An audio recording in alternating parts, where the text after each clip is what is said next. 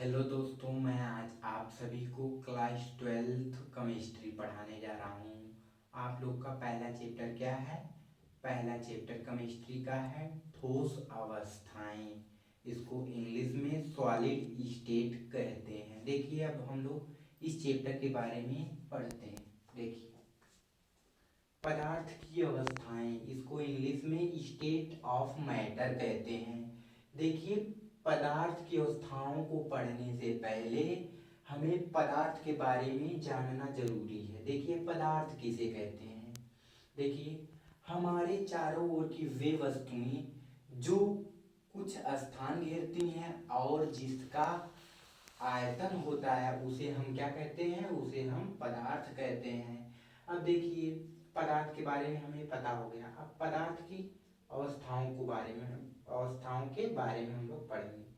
पदार्थ की चार अवस्थाएं होती हैं। पहला, ठोस, जिसको इंग्लिश में हम लोग सॉलिड कहते हैं।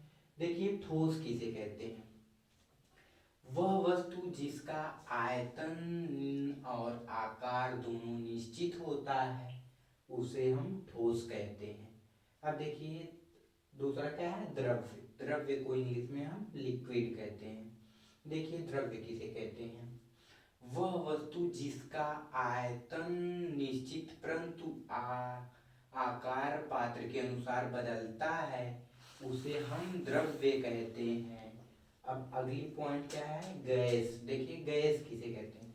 वह वस्तु जिसका आयतन और आकार दोनों अनिश्चित होता है और आकार जो होता है वह पात्र के अनुसार बदलता रहता है उसे हम गैस कहते हैं। अब चौथा क्या है? प्लाज्मा। देखिए, प्लाज्मा किसे कहते हैं? प्लाज्मा यह पदार्थ की चौथी अवस्था है और यह गर्म आयनिक पदार्थ होता है। प्लाज्मा जो है यह गर्म आयनिक पदार्थ होता है। और देखिए, इसके नाभिक में इलेक्ट्रॉन पाया जाता है। प्लाज्मा के नाभिक में इलेक्ट्रॉन पाया जाता है। अब देखिए, प्लाज्मा का उदाहरण हम लोग देखते हैं। यह अवस्था अधिकांशतः तारों में पाई जाती है। यह अवस्था किसमें पाई जाती है? तारों में पाई जाती है। प्लाज्मा अवस्था किसमें? तारों में पाई जाती है। देखिए, अब हम लोग क्या पढ़ेंगे? ठोसों का वर्गीकरण। ठोसों का वर्गीकरण दो होता है। पहला क्या होता है? क्रिस्टलीय ठोस। दूसरा अक्रिस्टलीय ठोस। अब क्रिस्टलीय ठोस और अक्रिस्टलीय ठोस के बारे में हम लोग पढ़ेंगे। देखिए, क्रिस्टलीय ठोस में परमाणु, अणु या आयन का नियमित क्रम होता है और अक्रिस्टलीय ठोस में परमाणु, अणु या आयन का नियमित क्रम नहीं होता है। तब देखिए, क्रिस्टलीय ठोस में अगली पॉइंट, इनकी निश्चित ज्यामिति होती है। क्रिस्टलीय ठोस में इनकी निश्चित ज्यामिति होती है, बट अक्रिस्टलीय ठोस में इसकी निश्चित ज्यामिति नहीं होती है। अगली पॉइंट देखिए, क्रिस्टलीय ठोस, इनका गलनांक निश्चित होता है परंतु अक्रिस्टलीय ठोस का गलनांक अनिश्चित होता है। देखिए, अगली पॉइंट, ये विषमदैशिक प्रकृति के होते हैं और अक्रिस्टलीय समदैशिक प्रकृति के होते हैं। अगली पॉइंट, क्रिस्टलीय ठोस में इनका शीतलन वक्र असतत होता है और अक्रिस्टलीय ठोस में शीतलन वक्र सतत होता है। हम लोग क्रिस्टलीय ठोस और अक्रिस्टलीय ठोस के बारे में पढ़ लिए हैं।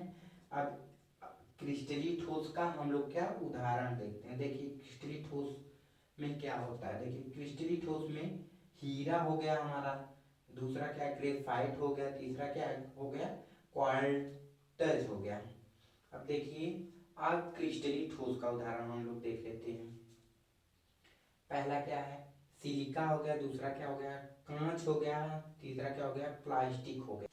देखिए, अब हम लोग क्रिस्टलीय ठोसों का वर्गीकरण पढ़ेंगे। क्रिस्टलीय ठोसों का वर्गीकरण चार होता है। पहले के बारे में हम लोग पढ़ेंगे। देखिए पहला क्या है, आयनिक क्रिस्टली है। देखिए आयनिक क्रिस्टली किसे कहते हैं, वे क्रिस्टल जो धनावेशित एवं ऋणावेशित आयनों का जाल होता है। यह कठोर लेकिन भंगुर प्रकृति की होती है। यह आयनिक जो क्रिस्टली हमारा होता है, यह कठोर होता है लेकिन भंगुर प्रकृति का होता है। देखिए इसका उदाहरण NaCl हो गया, KCl हो गया। अब देखिए दूसरा क्या है हमारा, सहसंयोजक क्रिस्टल। सहसंयोजक क्रिस्टल किसे कहते हैं, दूसरा वे क्रिस्टल जो सहसंयोजक बंधों द्वारा जुड़े रहते हैं। इनकी प्रकृति कठोर होती है, उसे हम सहसंयोजक क्रिस्टल कहते हैं। देखिए इसका उदाहरण क्या है, इसका उदाहरण हो गया हीरा हो गया और ग्रेफाइट हो गया। अब देखिए तीसरा क्या है, धात्विक क्रिस्टल। धात्विक क्रिस्टल किसे कहते हैं, वे क्रिस्टल जिनमें धनात्मक कण इलेक्ट्रॉनों के समुद्र में डूबे रहते हैं।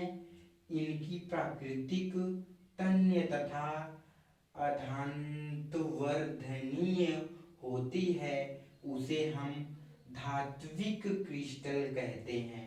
धात्विक क्रिस्टल का उदाहरण हम लोग देखते हैं, Cu हो गया हमारा और Ni निकिल हो गया, Mg मैग्नीशियम हो गया। अब देखिए चौथा क्या है हमारा, आणविक क्रिस्टल है। आणविक क्रिस्टल के बारे में हम लोग जानते हैं। देखिए वे क्रिस्टल जो ध्रुवीय या अध्रुवीय अणु से मिलकर बने होते हैं। इनकी प्राकृतिक मुलायम होती है। आणविक जो क्रिस्टल होता है, इनकी प्रकृति क्या होती है, इनकी प्राकृतिक मुलायम होती है। और अब हम लोग आणविक क्रिस्टल के उदाहरण के बारे में देखते हैं। देखिए उदाहरण क्या है, ठोस में हो गया CO2 हो गया, CCl4 हो गया। हम लोग इतना पढ़ लिए हैं और अगली वीडियो में हम आपको इसके आगे पढ़ाएंगे और जो कुछ भी गलती हुई होगी प्लीज़ क्षमा कीजिएगा। ओके बाय, जय।